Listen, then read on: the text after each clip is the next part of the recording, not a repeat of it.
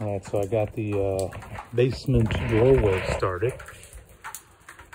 Some things I point out at this point. Number one, pressure treated wood on the base. I caulked around the side. Again, all this is getting covered, so I figure why not caulk the cracks.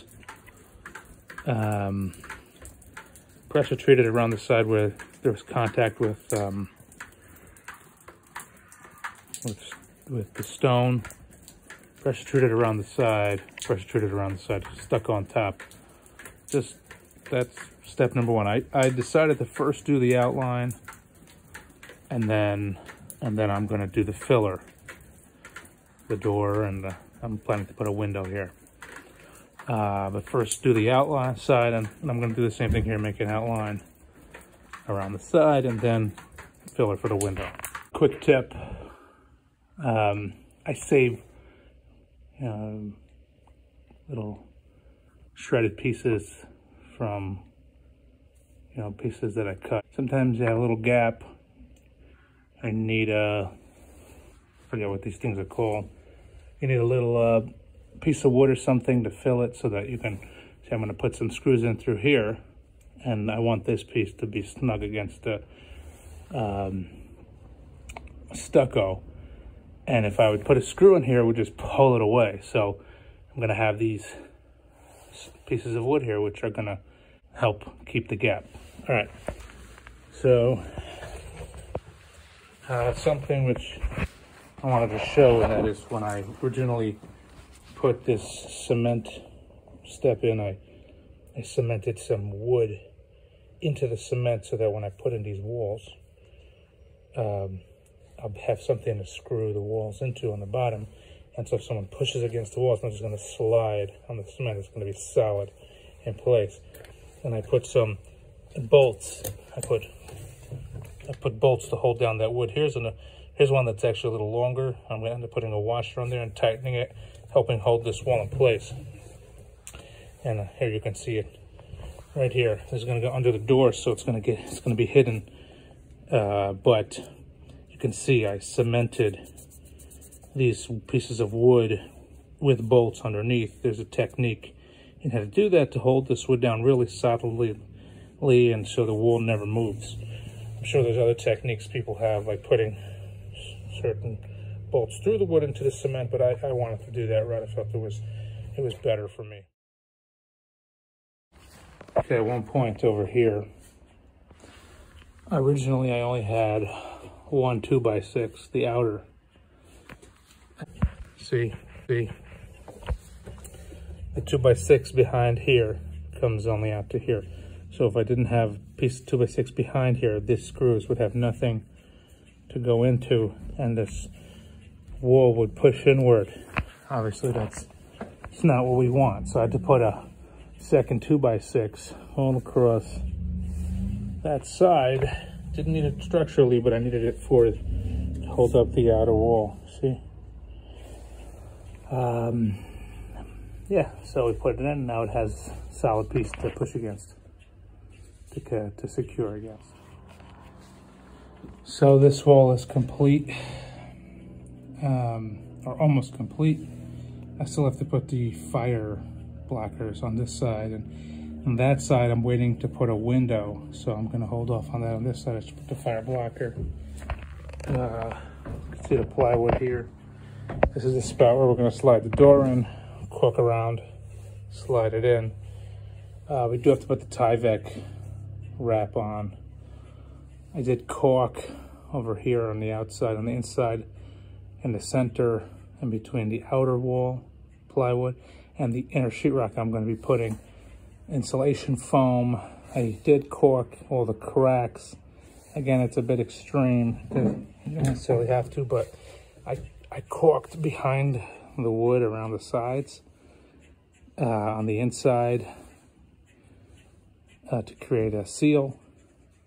And then I caulked any cracks where the seams connect, you can see. So the next step is the TYVEK wrap, and then to slide the door in. And finally, we're going to have to buy a window. I want to put a window right there.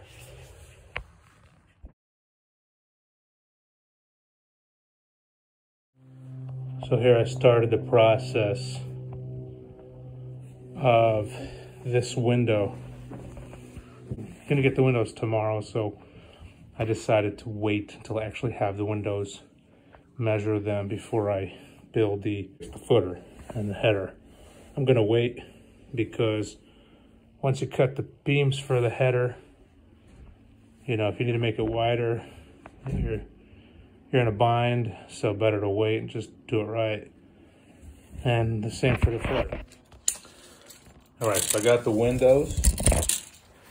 And of course I want perfect measurements. So I go ahead and I measure, and it looks like the window's actually about 25.5 inches. So I figure that the width of my opening needs to be at least this 25 inches, but you always want to give a little give.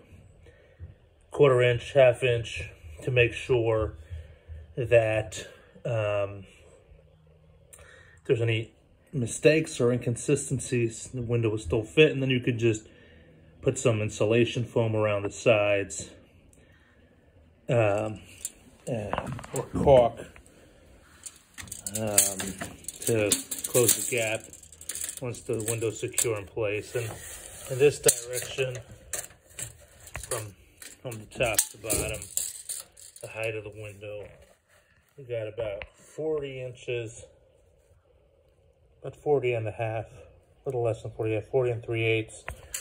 So, now that I had that measurement, what I did was, you know, I want to make sure that the opening that I have is, I put 26.25 here. It's about 1/2 inch more than what I need. It's a little more than that actually. But I already had this in place, so I didn't bother making any changes. So I created the footer. Once I measured the size of the window, I measured downward, made a line right here.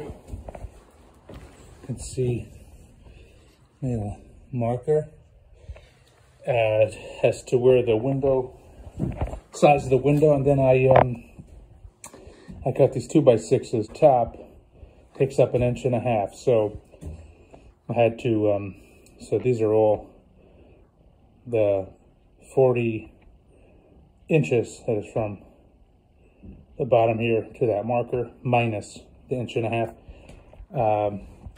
And I made the holes for the outline of this window, so we can see from the inside and the outside exactly where the window is for putting in screws on the outside and not missing the stud, or what I'm about to do, which is to trim the extra plywood off. I do this with a Sawzall. I use this 2x6 as my guide, and I just trim it to the end and then upward or downward. I'm probably going to do downward again. It's pretty straightforward using one hand, so it's hard to do with the camera. So I'm just going to put the camera down, but I'm going to cut it to the edge, and then of course the top.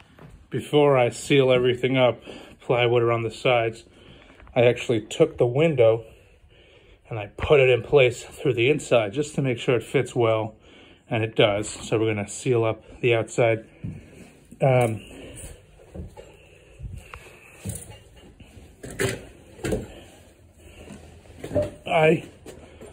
I caulk all of the areas where the wood connects, just to create an extra seal, even though I am going to put TYVEK wrap around the side. Can't hurt, it's only a couple bucks.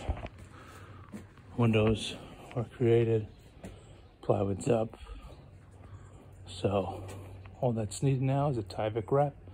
I'm going to pop the windows in, and then maybe the doors before winter comes. Made a mistake here. I realized after I put this window in that it's tilted to the right, you can see I made the gap too big for this window, so I didn't take the time when I first put it in to make sure it's perfectly straight. You can see the gap on the bottom here and the gap on the top over there. So it's leaning a little bit to the right. So I have to actually shimmy the bottom here or push out the side over here. I'm gonna have to see which one I'm gonna do. But it's good to catch it now than to have to, when you're all done the construction, to find out then. So there it is. Just had to shim in a piece over there.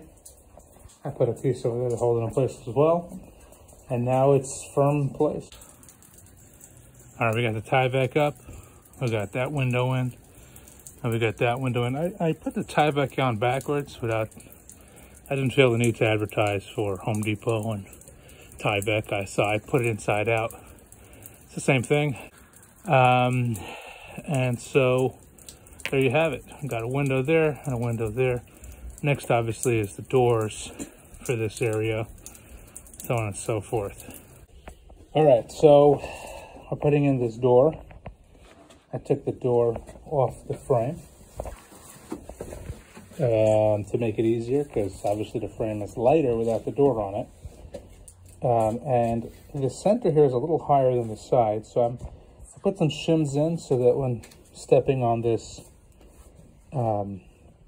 metal piece, we don't crack it off or bend it.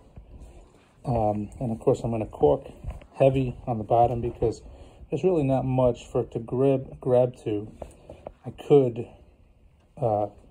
take these bolts out and get what they're called blue screws, put them in there, but I'm just going to cork heavy and seal it against the floor. And cork around the sides and put it in. This is not typically what people do on these doors. They usually put finishing nails in. I happen to want to put really long screws in. So I pre-drilled, and I did 16 inches. I did it since I put it on the exterior. Some people might like it nicer over here, which gets covered up by the door, but I wanted it to be on the exterior. So a couple things. Pre-drill, when I was done putting the screw in, the composite material made a bulge, so I just scraped it off with a file, and nice and smooth now, nice. I recommend putting a little bit of cork to seal any cracks. When putting that screw in, put a little cork in front of it. That'll solve a problem like this. Take the screw, find an area where you left some cork until I clean that up. I'm, still in the process of cleaning that up. Put it in. Once it's screwed in, just wipe the cork away. And like so.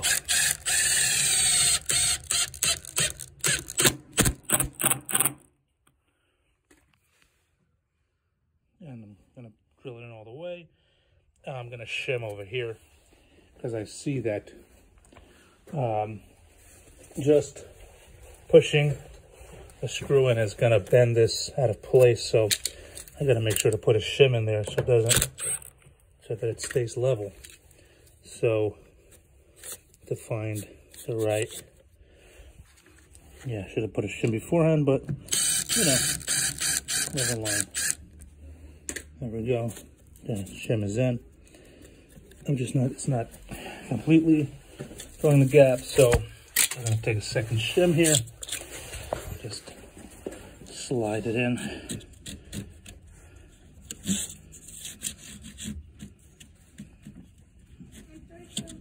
Like that.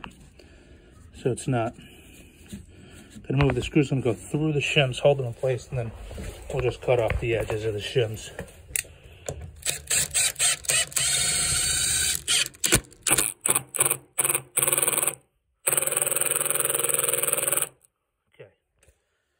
Got that in. So now we take this file and scrape away any extras. Let's put it over there. And it's not in all the way. So just get it going a little more. There we go. If there's any inconsistencies, just chop it off with the file, and it comes out nice and smooth. Like that. You can wash it if you want, you know, you can go all out, but that's the idea. So I caulked around the sides, very thick caulk. I mean, it's all getting covered up, so it's better to just make it thick. And on the top, I especially made it thick because I don't want water that comes and splashes over here to go behind. I mean, this is composite material, so it won't, you know, it's not wood, it won't get ruined. And just having caulk in the back, thick layer, will just cause the water to just drip right off. And again, you can see on this side, made sure to caulk every little crack nice and sealed. So when it rains here, won't have any issues. Underneath, I put a nice thick amount of caulk. When I put the door down, I expected the door to squash against it and fill the gap. And in this area here, in the front of the doorstop, underneath, there is a bit of a gap. And instead of shimmying it up or whatever, I figure at some point I'll just mix a little bit of cement and fit it right in. And that way when it hardens, it'll be a perfect fit. I'll just stuff it underneath now that once the door dries in place, I'll stuff it underneath and it'll be a perfect fit. It'll really seal it well. You know, it'll fill whatever gaps are under there properly. You know, instead of trying to put something in the way, cement will mold to the place it needs to.